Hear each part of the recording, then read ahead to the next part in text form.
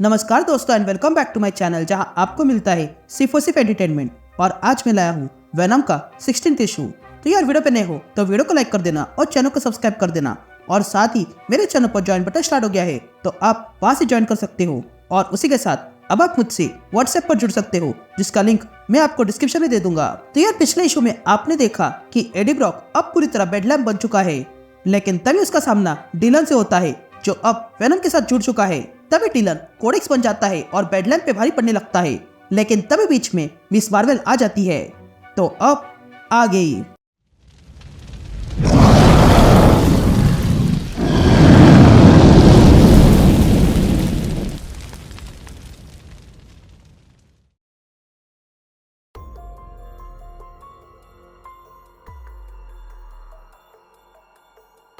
All right gang, तो issue की शुरुआत में हम मिस मार्वल को देखते हैं जो कोडेक्स और बेडलैम की लड़ाई के बीच आ चुकी थी। तभी मिस मार्वल को देखकर डिलन कहता है हम यहाँ लड़ाई के बीच में हैं। लेकिन मिस मार्वल बिना सुने आगे बढ़ने लगती है और कहती है मैं जानती हूँ कि हम लड़ाई के बीच में हैं, लेकिन ये कौन है और तुम इसे डैड क्यों कह रहे हो? जिस पर डिलन कहता है वो इसलिए क्योंकि ये मेरे डैड है और मैंने सिर्फ इनकी आंख नहीं फोड़ी है बल्कि एक हाथ काट दिया है और अब मैं इनका दिल बाहर निकालने वाला हूँ। तो क्या तुम्हें तकलीफ है? जिस पर नॉर्मी कहता है इस दादी माँ को बहुत तकलीफ है। यह सुनते ही कमाला कहती है क्या कहा? दादी माँ और वेनम, तुमने एक छोटे बच्चे को सिम्बियोट दे दिया, तुम इतने लापरवाह कैसे हो गए? जिस पर डिलन मिस मार्वल से कहता है वेनम यहाँ पे नहीं है, यहाँ जो है वो सिर्फ कोडेक्स है। जिस पर मिस मार्वल कहती है ये मत सिखाओ कि तुम कौन हो, मैं तुम्हारी आवाज से पहचान गई हूँ कि तुम कौन हो। जिस पर डिलन मिस मार्वल से कहता है ये दुनिया बुरी है, मैं बस उसका रिफ्लेक्शन हूँ।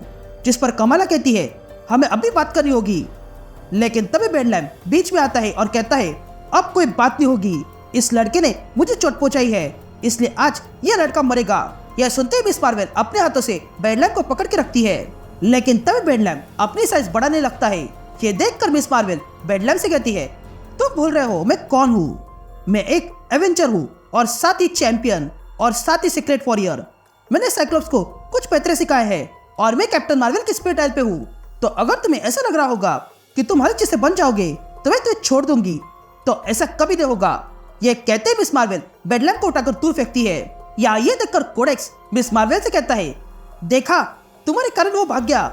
जिस पर नॉर्मी कहता है मैं उसे पकड़ के लाता हूँ। जिस पर मिस मार्वल नॉर्मी से कहती है तुम यही रहो, मैं उसे ढूंढती हूँ, मैंने उसे हडसन के पास फेंका है तो उसे तैरने में 1 मिनट जाएगा और जब वो बाहर आएगा तब मैं उसके सामने रहूंगी।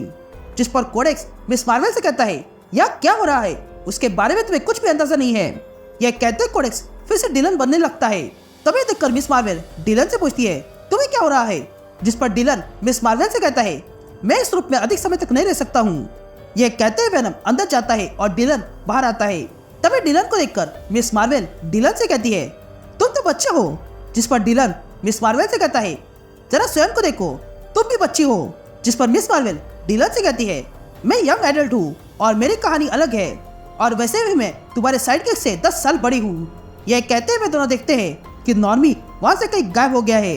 या हम वो हडसन लेक देखते हैं जहाँ पर बेडलैम आके गिरा था। तभी बेडलैम उस लेक के बाहर आता है और देखता है कि बाहर मेरिडियस खड़ा था। तभी मेरिडियस बेडलैम को देखता है और कहता है देखो एडी तुमने अपना क्या हाल बना दिया है। जिस पर बेडलैम कहता है मेरिडियस तुम यहाँ?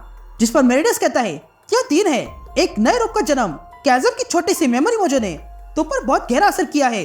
मैं इसे समझ सकता हूँ क्योंकि मैंने भी इसे फील किया था। मैं जानता हूँ कि तुम्हें इस समय तुम्हारा वेनम चाहिए, लेकिन दूसरी तरफ देखो तुमने अब गार्डन के बारे में याद किया है और तुम्हें यहाँ जाके अपना हाथ ठीक करना होगा। जिस पर बेडलैम मेरिडियस से कहता है हाँ मैं गार्डन जा रहा हूँ ताकि मैं अपना हाथ ठीक कर सकूँ और फिर मैं उससे तुम्हें खत्म कर दूंगा। जिस पर मेरिडियस बेडलैम से कहता है मुझे याद है ये अवश्य तुम करोगे क्योंकि मैंने भी यही किया था और आगे भी यही करूंगा। तुम घर जाओगे और तब तुम्हारे पास तुम्हारे दोनों हाथ होंगे और दोनों आंखें भी, क्योंकि मुझे पैराडॉक्सिस पसंद नहीं है।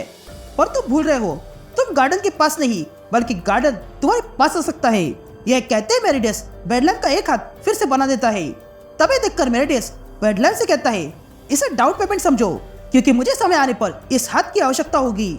यह सुनते ही बेडलैम मेरिडियस से कहता है यह हाथ तुम्हारा नहीं है और नहीं कभी होगा।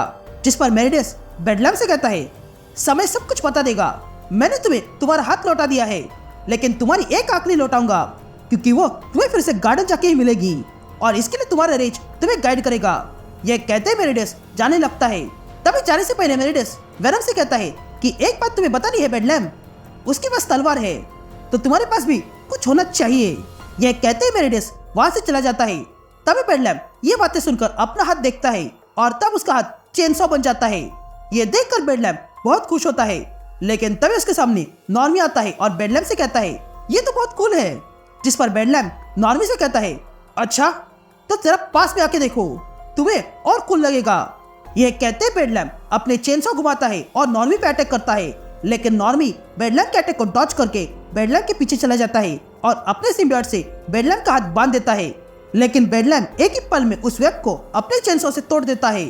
लेकिन तभी वहां पर वेनम और मिस मार्वल आ जाते हैं और तब वेनम नॉर्मी से कहता है डरो मत, मैं इसके आगे देख लूंगा। यहाँ बेडलैम वेनम को देख लेता है और कहता है नहीं तुम मेरे हो, हम वेनम है। यह कहते बेडलैम वेनम को पकड़ने चाहता है, लेकिन तभी वेनम बेडलैम को लात मार के पीछे फेंकता है और कहता है तुम्हें वेनम कभी नहीं मिलेगा। ये सुनते ही बेडलैम डिलन से कहता है अगर ऐसा है तो मैं तुमसे वो छीन के लूंगा।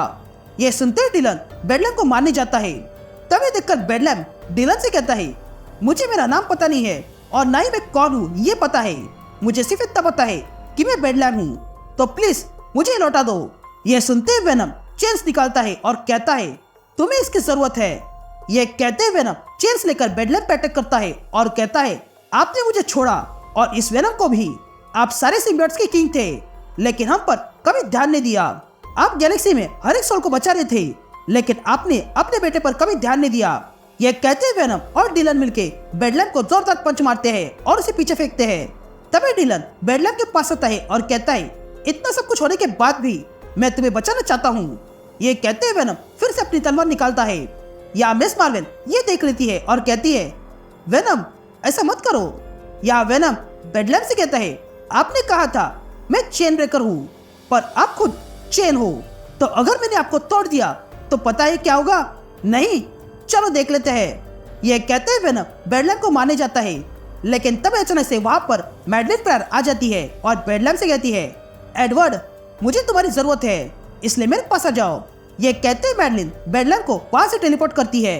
इधर वेनम मिस मार्वल को देखता है और कहता है तुम्हारे कारण हुआ है, अगर तुम बीच में न आती तो ये सब ना होता। जिस पर मिस मार्वल डिलन से कहती है मैं जानती हूँ कि तुम इस समय कैसा फील कर रहे हो, पर जरा सोचो अगर तुम अपने पिता के सीने में तलवार घुसाते और उनकी मृत्यु हो जाती तो क्या तुम ये दुख पूरी लाइफ सह पाते?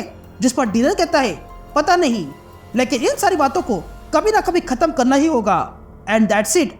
ये इशू यही कंटिन्यू होता है।